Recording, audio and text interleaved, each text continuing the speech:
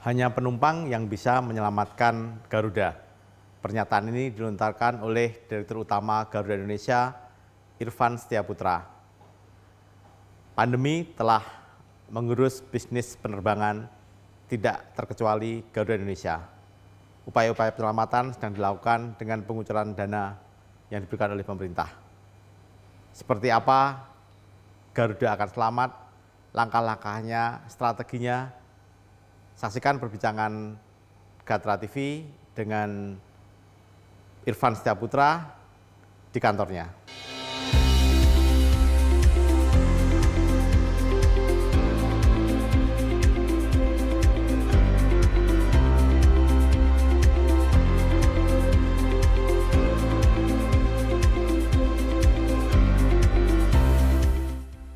Sejauh mana pandemi ini mempengaruhi bisnis Garuda? Jadi memang ketika pandemi ini muncul di Cina, kita mulai merasakan dampak-dampaknya. Tapi yang paling besar itu memang dampaknya buat Garuda ya, khususnya itu ketika pemerintah Arab meminta menutuplah Saudi Arabia untuk kegiatan umroh. Yang kedua adalah memang ketika Pak Jokowi mengumumkan sudah ada korban di Indonesia, gitu kan. Nah itu drastis langsung tuh, menukik tajam lah istilahnya penurunannya, atau menukik tajam dampaknya terhadap kita gitu kan. Sehingga apalagi pada waktu itu kemudian beruntun lah ya, aktivitas-aktivitas yang biasanya menjadi aktivitas high seasonnya penerbangan. Jadi kayak mudik, umroh, mudik, terus sebenarnya ini di Juni-Juli kemarin ini mestinya kan kita juga menikmati karena liburan sekolah, ya kan. Terus juga haji, gitu kan. Apalagi ketika pemerintah menyatakan tahun ini pemerintah tidak akan mengirim jemaah haji, gitu. Jadi kenanya kanan kiri beruntun lah kita semuanya, gitu kan. Sehingga kalau mau dibilang angka kita sampai lebih dari 90% jumlah penumpang kita turun gitu kan. 70% daripada maskapai atau airlines kita atau pesawat-pesawat kita parkir gitu. Jadi nggak terbang gitu. Nah, dengan penurunan ini semuanya terjadi otomatis kan terjadi penurunan pendapatan kan, sebanyak itu juga gitu kan. Padahal kita punya cost itu kan relatively sulit turun.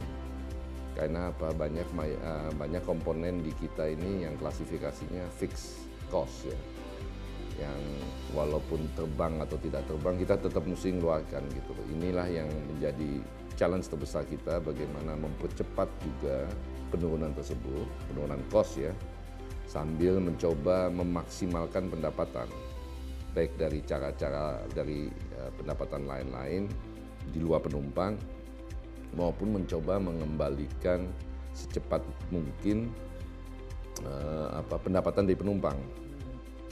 Selama penumpang kosong, apa kegiatan penerbangan untuk mempertahankan pendapatan Garuda? Sementara dari segi pendapatan kita mulai fokus sebenarnya dari hari pertama pandemi ini untuk lebih fokus ke kargo ya. Kargo, karena apa? Kenapa? Ya kaitannya dengan logis, tetapi kalau Anda lihat pesawat itu kan sebenarnya penumpang itu ada di atas kan, di bawah itu kan kargo kan. Jadi Garuda selama ini sibuk dan senang ngurusin penumpang.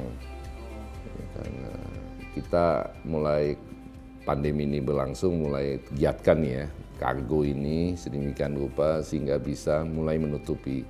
Sayangnya kecepatan peningkatan kargonya itu walaupun kita bisa klasifikasikan di atas 100% dari sebelumnya, tapi nampaknya tetap belum cukup gitu karena penurunannya yang dalam ya.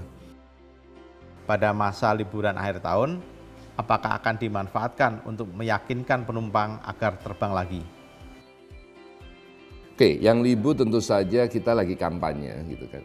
Karena buat kami ini bukan urusan promo dulu nih hari ini gitu, bukan persoalan harga khusus ini segala macam. Tetapi memang buat kami mau melihat bahwa orang banyak nahan terbang. Mau Artinya kita mau tingkatin dulu gini. Jadi kita punya riset ya. Nah, riset ini cukup menarik gitu, yang mengatakan bahwa penumpang kami ini, dan ada beberapa lembaga riset kecil-kecilan yang melakukan juga survei ya. Itu mengatakan 60 sampai 70% lah yang boleh dibilang. Kalau saya sih akhirnya ngambil konsesi 60 lah yang paling gampang gitu ya. Itu posisinya wait and see. Jadi mereka biasa terbang, mereka pengen terbang, tapi mereka ngambil posisi wait and see. Nah, kalau kita tanya atau kita lebih dalami wait and see-nya ini, kita juga mesti melihat tipe atau klasifikasi penumpang Garuda nih ya. Bagaimana meyakinkan penumpang agar kembali memakai jasa maskapai? Nah, penumpang Garuda itu ada 3 tipe. Yang pertama ini adalah yang bepergian ini karena dinas, tugas, urusan kantor, urusan bisnis gitu kan ya. Jadi dia terbang ini biasanya sangat dipengaruhi oleh urusan kantornya, urusan bisnisnya gitu kan. Ini menarik karena kelompok ini adalah kelompok yang terbang dibayarin. Terbang dibayarin kantor maksudnya. Terbang dia nggak pakai duit sendiri lah istilahnya, gitu kan. Nggak pakai tabungannya dia. Ini kelompok yang pertama. Dan ini terjadi di seluruh dunia adalah kelompok ini. Yang kedua, kelompok mereka yang berlibur. Nah, menariknya di Indonesia ini, klasifikasi berlibur ini ada yang liburan tengah tahun, liburan sekolah maupun liburan akhir tahun, tetapi ada yang juga liburan weekends. Nah, makanya kalau Anda perhatiin tuh flight kita tuh Jumat tuh rame. Keluar dari Jakarta, kembali dari Jakarta tuh Minggu gitu. Jadi ini yang kedua nih, jadi yang berlibur gitu. Nah, lebih menariknya lagi selain ada liburan weekend ini, ada juga alasan berlibur. Alasan berliburnya itu kuliner, ini yang menarik. Kuliner, terus kemudian ada yang berliburnya itu berlibur community ya. Reuni, goesan, lari dari kenyataan. Ada ya gitu. Itu biasanya itu bukan, namanya juga komunitas ya.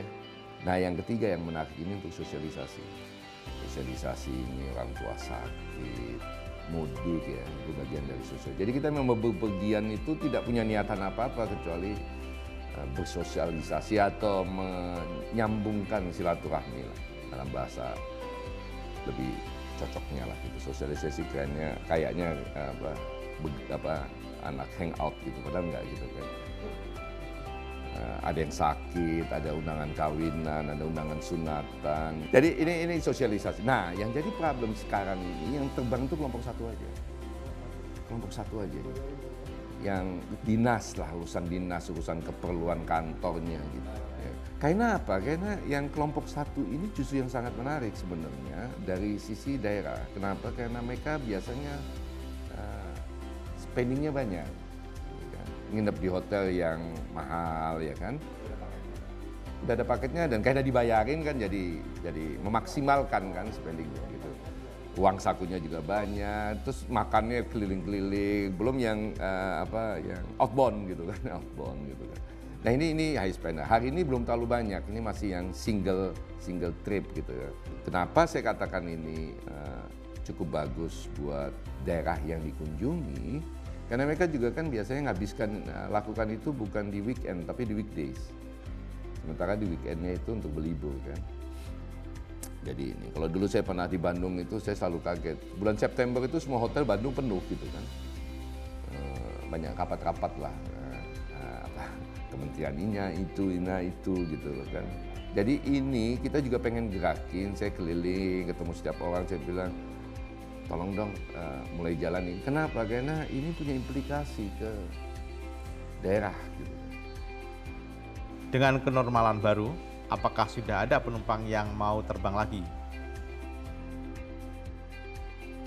Nah, karena dari hasil diskusi kita dengan banyak teman-teman itu mereka banyak sekali yang sudah kangen atau kepengen terbang, kepengen berlibur gitu kan. Pengen terbang, pengen berlibur itu mungkin kayak yang saya bayangkan adalah berlibur itu ke tempat yang di luar rutinitas hari ini gitu loh. Ya, kayak ke Bali atau ke Jogja atau Surabaya atau ke Danau Toba, ke Raja Ampat. Yang kedua, banyak yang sudah merencanakan beli buku di tahun-tahun sebelumnya sebenarnya, yang tertunda gitu. Nah ini yang kita mau gerakkan ini lagi, sambil kita diskusi dengan Pemda, dengan teman-teman di daerah untuk juga lebih mempersiapkan diri. Tapi balik lagi, ini ada masalah protokol yang harus diikutin, ada merasa nyaman nggak nih di dalam pesawat gitu, yang sehingga ini perlu kita kampanyekan. Kita perlu banyak teman-teman yang sudah terbang ini memberi testimoni gitu kan ya. Apakah protokol kesehatan itu telah diterapkan oleh Garuda? Itu yang sedang kita lakukan. Jadi ini ada yang namanya fakta dan yang namanya persepsi. Ada yang namanya, jadi apa yang disampaikan oleh WHO, apa yang disampaikan oleh IATA dan segala macam itu sebenarnya mengkonfirm bahwa terbang berada dalam kabin pesawat itu mestinya aman. Mestinya ya, saya katakan mestinya aman. Kenapa? Ya kalau nggak diapa-apain juga ya jadi nggak aman juga gitu. Tapi mestinya aman selama maskapai tersebut menjalankan protokol-protokol yang sudah ditentukan. Contohnya melakukan pembersihan disinfektan secara kontinu ya kan. Yang kedua memastikan bahwa cross contamination itu diminimalisir. Jadi media-media yang membuat terjadinya kontaminasi itu dikurangin seperti kayak majalah, koran, segala macam ya. Sudahlah ini kita nggak sediain. Walaupun banyak yang nanya kok nggak ada koran gitu. Tapi biasalah yang nanya itu kadang-kadang suka iseng nanya. Begitu dikasih koran nggak dibaca juga gitu, karena kacamatanya lupa dibawa gitu kan. Tapi intinya adalah kita hilangkan lah itu kan. Yang ketiga adalah dari sisi sirkulasi udara. Jadi sirkulasi udara di dalam kabin pesawat itu vertikal. Jadi bukan tangtung begini, tapi dia begini, dia muter begini. Nah itu ada filternya, kemudian ditambahkan yang namanya HEPA. Jadi HEPA ini memastikan bahwa di atas 95% ada angka lebih 99%. Tapi saya ngomong di atas 95% itu nggak akan keluar lagi virus dan bakterinya. Ada mekanisme di dalam HEPA dan di dalam pesawat itu untuk memastikan bahwa prosesnya udara yang keluar itu jadi bersih lagi lah gitu. Nah dengan ini kan kita berharap bahwa kemudian sangat minim probability untuk orang terjadi penularan. Kita juga kemudian memastikan para awak kabin kita itu aman ya, tapi gak mengerikan, jadi nggak pakai pakaian astronot gitu, orang malas juga gitu kan. APD itu ternyata ada berapa jenis tuh. Kalau ngomong APD itu berapa jenis gitu ternyata. Waktu saya ngomong APD itu ternyata orang salah arti. Tapi kalau ya simpelnya adalah kita putuskan nggak baju astronot lah. Karena kalau baju astronot Anda menyambut di depan pintu pesawat, kita mau terbang apa masuk ICU nih kan gitu kan. Tongkap begitu kan. Ya kan, tapi memang kita mesti memastikan bahwa awak kabin kita juga aman dong, ya kan. Dan yang terakhir adalah minimum interaksi dengan penumpang, penyediaan makanannya dan segala macamnya. Jadi ya kita maksimalkan semua upaya yang kita bisa lakukan untuk memastikan bahwa penularan itu tidak terjadi. Tapi balik lagi, it's all about perceptions kan. Persepsi berada dalam kabin yang Anda nggak punya pilihan keluar, Anda pasti ini segala macam. Faktanya kan sampai hari ini semuanya normal-normal aja. Dan untuk merubah persepsi ini memang butuh waktu. Tapi butuh campaign dan juga butuh testimoni yang makin banyak. Dan orang mungkin mesti juga experiencing kan. Ya, Anda mesti pakai masker lah sepanjang Anda berada dalam pesawat gitu. Mungkin agak melelahkan tapi ya itu.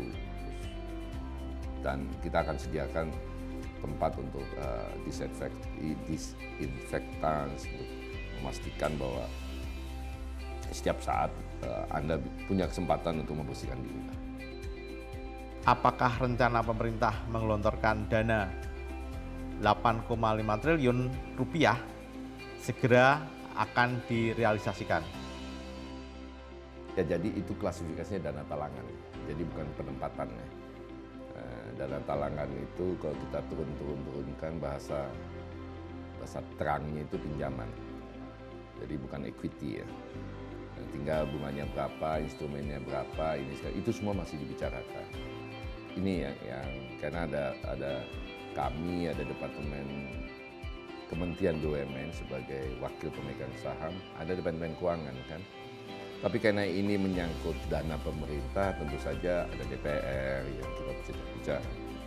Sehingga ini semuanya masih dalam tahap pembicaraan dan boleh dibilang masih klasifikasinya awal gitu. Jadi sebenarnya nantinya jatuhnya berapa, lewat lembaga apa, langsung pemerintahkah, tenornya apa, instrumen namanya apa. Teman-teman keuangan kan cukup canggih lah bikin macam-macam. Apakah dana ini akan cukup untuk membantu Garuda selama krisis akibat pandemi?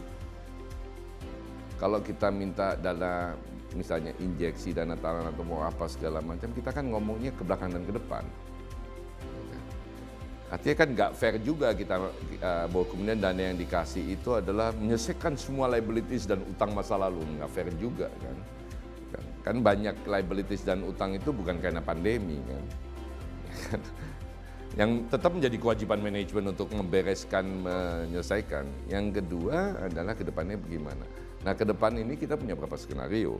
Skenario optimis sama skenario yang pesimis. Pesimis itu ya begini-begini aja terus pandemi kedua terjadi gitu segala macam gitu kan. Diskusi kami dengan kementerian, saya selalu mengatakan bahwa ketika sudah diputuskan 8,5 ya sudah. Nggak usah kita debatkan lagi apakah cukup atau tidak. Karena ada sesuatu juga beyond itu kan. Yaitu apa, tanggung jawab manajemen kan. Yang untuk memastikan bahwa dana yang sudah ada ini dipakai dengan proper dan kemudian kita nggak minta lagi, artinya kita bisa hidup dengan itu. Apakah ada alternatif pendanaan lain dengan mencari pinjaman misalnya? Oh, kita lakukan itu, tapi kan hari ini problemnya tuh appetite kan. Appetite. Tapi beyond appetite terhadap industri kan ada juga sebuah situasi yang kita mesti sama-sama sadari gitu kan. Krisis ini kan kemana-mana, termasuk ke mereka yang biasanya punya duit banyak kan. Bukan cuma ke kita yang nggak punya duit gitu kan, yang biasa punya duit banyak juga ini. Dan mereka juga kan berpikir 2-3 kali misalnya untuk kemudian menginvest dana mereka yang mereka ada ke sebuah industri yang mungkin going concern. Saya tidak mengatakan bahwa Garuda itu going concern, tapi industri ini kan going concern. Jadi, industri penerbangan akan tetap tertekan seperti ini. Pertanyaannya adalah kapan balik ke 2019? Kalau lama balik ke 2019, siapa yang akan bertahan? Kalau saya punya duit, mungkin saya juga gaul-gaul kepala gitu kan. Tapi konsensus menurut saya sih, konsensus hampir semua analis di seluruh dunia itu mengatakan bahwa yang paling mungkin bertahan itu adalah national flag carrier. Karena national flag carrier itu bukan saja soal ego, soal gengsi, soal ini, tapi national flag carrier itu dibutuhkan even kondisi negara dalam keadaan susah dan dibutuhkan untuk recover bangsa dan negara tersebut. Itu aja sih. Masih jadi, khususnya kayak misalnya kasus Indonesia, Garuda ini sangat dibutuhkan untuk menjamin konektivitas logistik dan penumpang dalam kondisi apapun. Artinya, berapapun dananya tidak akan cukup memberikan jalan keluar agar Garuda secara bisnis positif. Sebenarnya bukan trial and error, sebenarnya memang Anda harus lihat strateginya fundamental, kayak Garuda. Saya sudah mulai ngomong sekarang, bahwa yang bisa nyelamatin Garuda itu cuma satu. Anda terbang sama Garuda. Iya kan? Yang bisa nyelamatin Garuda adalah penumpang, bukan negara, bukan bank, bukan saya. Terkait pengelolaan perusahaan yang baik, Kementerian BUMN sempat menyoroti masalah anak usaha. Bagaimana penanganannya? Saya bukan soal aneh namanya sih sebenarnya, tapi yang paling penting itu adalah meneruskan permintaan atau mandat dari Pak Menteri gitu loh. Artinya yang nggak ada hubungan sama core bisnisnya tinggalin aja lah. Ya. Yang kedua, yang orang lain bisa lakukan, kenapa sih mesti kita ambil semuanya gitu kan? Kan teman-teman di luar kan punya hak juga yang sama gitu. Ya, jangan kita butuh banyak butuh banyak orang gitu, terus kita punya outsourcing company sendiri gitu, ngapain? Udah kasih uang aja lah, pegawai kontrak gitu kan outsourcing misalnya, atau contoh ini, saya sering kita rapat ada kue-kue begini gitu, terus bikin anak cucu perusahaan bikin kue gitu, ngapa? Karena apa? Ujungnya kita mematikan orang lain. Yang kedua, kemungkinan yang terjadi adalah cuma jadi calo aja. Ya kan, terus ngapain kan? Iyalah, saya juga setuju dari dulu, udah fokus aja di pekerjaan yang Anda kuasain, yang lain-lain kasih orang lain. Terkait berita negatif yang ditujukan ke awak kabin, apakah itu juga jadi fokus penyelesaian manajemen Garuda yang baru? Hal-hal negatif yang muncul, menurut saya sih gini ya, ini perusahaan gede, ribuan karyawannya, ya kan. As much as possible kita akan coba jagain apa yang kita sebut dengan etika bekerja, etika gini. But what you do beyond itu kan kita nggak bisa kontrol juga gitu kan ya. Tapi memang ketika Anda masuk pekerjaan, Anda menjalankan tugas, just make sure ini aturan main kita mau bangun. Soal awak kabin misalnya, saya tetap yakin kok ini nilai setitik gitu loh kan. Saya tetap yakin gitu loh kan. Agak sedih juga ketika saya mendapatkan banyak pertanyaan yang mengesankan bahwa ini a general praktek gitu. Anda pernah lihat nggak pramugari kita yang dalam waktu yang terbatas itu kemudian menyempatkan sholat di belakang gitu kan? Anda pernah lihat nggak bahwa mereka jauh lebih bertakwa dibandingkan orang seperti saya gitu loh kan? Jadi, ya, tapi kemudian di generalisir itu kan juga mungkin menurut saya sih menyakitkan gitu kan. Nah memang yang jelas ke depan kita manajemen komit lah, bahwa kita nggak akan terlibat di urusan-urusan begitu. Saya udah tegesin dari awal ke teman-teman direksi gitu. No compromise soal begini, melibatkan diri dalam urusan-urusan pengaturan jadwal dan segala macam, nggak ada cerita, atau punya hubungan-hubungan nggak ada cerita. Apakah krisis ini juga akan mendorong Garuda melakukan efisiensi karyawan? PHK adalah opsi terakhir. Tapi kan di perjalanan ada banyak opsi-opsi yang lain kan. Contohnya kayak kita juga menawarkan secara sukarela kalau ada yang mau ngambil pensiun dini. Karena ada juga yang capek lah kerja begini-begini, deg-degan gini-gini atau apa, atau punya keinginan yang lain atau pengen istirahat kan ada aja. Ya kita tawarkan kalau Anda bersedia pensiun dini, monggo gitu. Kenapa? Sudah kita sampaikan ya, dan semuanya volunteer. Kita juga sediakan konsultasi, konseling gitu. Jadi ada beberapa yang semangat gitu masuk konseling, nggak jadi Pak, kenapa emang ternyata begini-begini saya nggak siap, ya nggak apa-apa. Atau jadi ada yang cuek-cuekan, gue nggak mau gitu masuk, opportunity bagus sih, kan pribadi masing-masing, ketergantungan pribadi masing-masing. Kalau misalnya saya pernah ditanya sama wartawan, kalau Bapak misalnya ditanya pensiun ini mau nggak mau, alasan Bapak, saya mau main sama cucu gitu. Nggak jelas juga, tapi kan it's very personal gitu kan.